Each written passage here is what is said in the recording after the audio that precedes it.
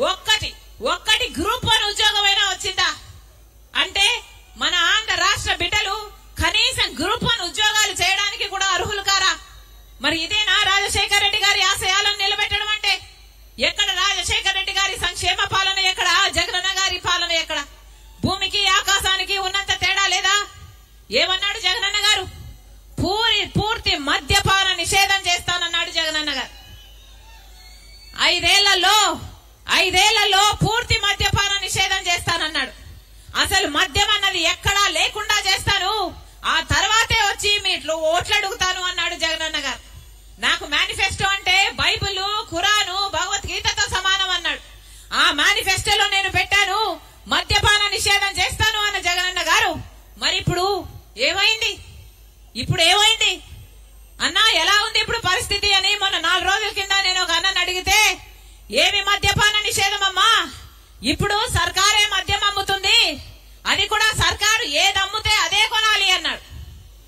అదేంటన్నా అంటే, ఇప్పుడు కొనాల్సింది వేరే బ్రాండ్లు ఏం దొరకవమ్మా, ఏదో బూమ్ బూమ్ అంట, స్పెషల్ స్టేటస్ అట, ఇవే దొరుకుతాయి తల్లి అన్నాడు. ఈరోజు ప్రత్యేక హోదా తేవడం కథ ఏమో గాని స్పెషల్ స్టేటస్ అని మందుబాటలైతే వచ్చింది, జగనన్న గారి పుణ్యం. మరి ఇదేనా మాట నిలబెట్టుకోవడం అంటే? ఇప్పుడు కనీసం ఆన్లైన్ సేల్స్ లేవు, ఒక కార్డుతో పేమెంట్ లేదు, మద్యం షాపులో పూర్తి క్యాష్ పేమెంట్లే అంటున్నారు. ఎందుకు అని అడుగుతున్నాం. అంటే రాష్ట్రానికి వచ్చే ట్యాక్సులు రావటం లేదు, కేంద్రానికి వచ్చే ట్యాక్సులు పోవటం లేదు. అయినా కూడా పూర్తి అక్రమమైనా కూడా యథేచ్ఛగా మద్యం అమ్ముకుంటున్నారు. ఏం చేతనైంది? ఈ 10 సంవత్సరాలైంది మనకు రాష్ట్రం ఏర్పడి. మరి ఈ 10 సంవత్సరాలలో కనీసం ఒక్క అడుగన్నా ముందుకేసావా? ఒక్క అడుగన్నా అభివృద్ధి చెందిందా? అదే మనకు స్పెషల్ స్టేటస్ వచ్చుంటే, ప్రత్యేక హోదా వచ్చుంటే మన రాష్ట్రం ఎక్కడో ఉండేది. పెద్ద పరిశ్రమలు వచ్చేది, రాజధాని పూర్తయిపోయేది, పోలవరం ప్రాజెక్టు పూర్తయిపోయేది, మాట మీద నిలబడే ప్రభుత్వం ఉన్నానే కేంద్రంలో ఉన్నా పూర్తయిపోయేది. కనీసం రాష్ట్రంలో కనీస నిజాయితీతో ఒక మంచి ఉద్యమం చేస్తున్నా ఇవన్నీ సాధ్యమయ్యేది. కానీ ఆలోచన చేయండి, 10 సంవత్సరాలైంది రాష్ట్రం ఏర్పడి, ఇప్పటి వరకు మనం ఒక్కటి కూడా సాధించుకోలేదు. మరి మనం ఏం అభివృద్ధి చెందినట్టు? కనీసం ఈ 10 సంవత్సరాలలో మా రాజధాని ఇది అని గొప్పగా చెప్పుకోవడానికి కనీసం ఒక రాజధాని అయినా ఉందా? 20 లక్షల ఎకరాలకిచ్చే నీళ్లిచ్చే పోలవరం ప్రాజెక్టు పూర్తయిపోతే పెద్ద పరిశ్రమలు రాకపోయినా మన కాళ్ళ మీద మనం నిలబడేవాళ్ళు, మన రైతులు మన కాళ్ళ మీద వాళ్ళు నిలబడేవాళ్ళు. పోనీ అదైనా అయిందంటే అది కాలేదు. పెద్ద పరిశ్రమలు వస్తే మన బిడ్డలకు ఉద్యోగాలు వస్తాయి కదా అంటే ఒక్కరంటే ఒకరు, అటు చంద్రబాబు గారైనా ఇటు జగనన్న గారైనా ఒక్క నిజమైన ఉద్యమమైనా చేశారా? ఆ రోజు బీజేపీ పార్టీ చెప్పిన మాట 5 సంవత్సరాలు కాదు 10 సంవత్సరాలు ఇస్తామన్నారు. తిరుపతిలో మోడీ గారు అదే పనిగా సభ పెట్టి ఆంధ్ర రాష్ట్ర ప్రజలకు వాగ్దానం చేశాడు, 10 సంవత్సరాలు ప్రత్యేక హోదా ఇస్తామన్నారు.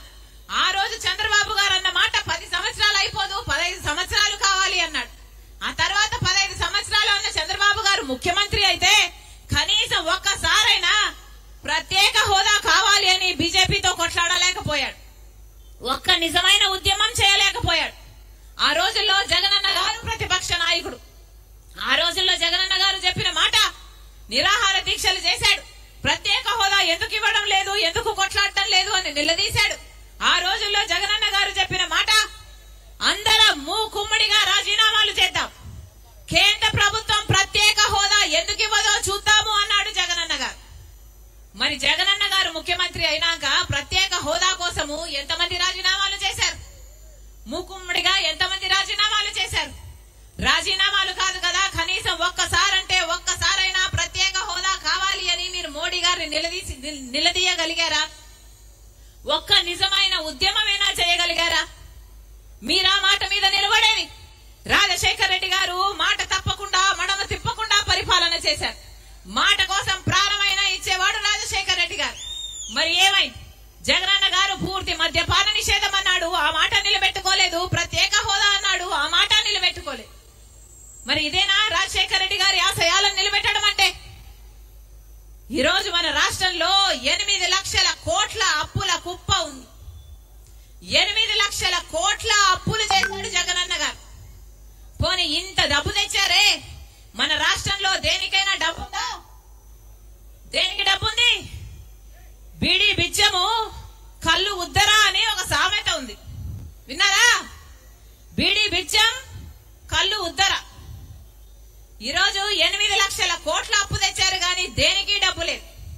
రాజధాని కడదామంటే డబ్బు లేదు, పోలవరం కట్టుకుందామంటే డబ్బు లేదు, పెద్ద పెద్ద పరిశ్రమలు పెట్టుకుందామంటే డబ్బు లేదు, ఆఖరికి రోడ్లు వేసుకుందామంటే డబ్బు లేదు, జీతాలు ఇవ్వాలంటే డబ్బు లేదు, ఫీజు రీయింబర్స్మెంట్ ఇవ్వాలంటే డబ్బు లేదు. ఇదిగో ఇక్కడ అన్నలు ఉన్నారు, వీళ్ళ పెన్షన్ పాలసీ మార్చి వాళ్ళ కడుపులు కొడుతున్నారు, వాళ్ళ జీవితాలను కొడుతున్నారు, వాళ్ళ కుటుంబాలంతా రోడ్ల మీద పడతాయి అని ఎంతమంది ఎంప్లాయీస్ చెప్తున్నారు.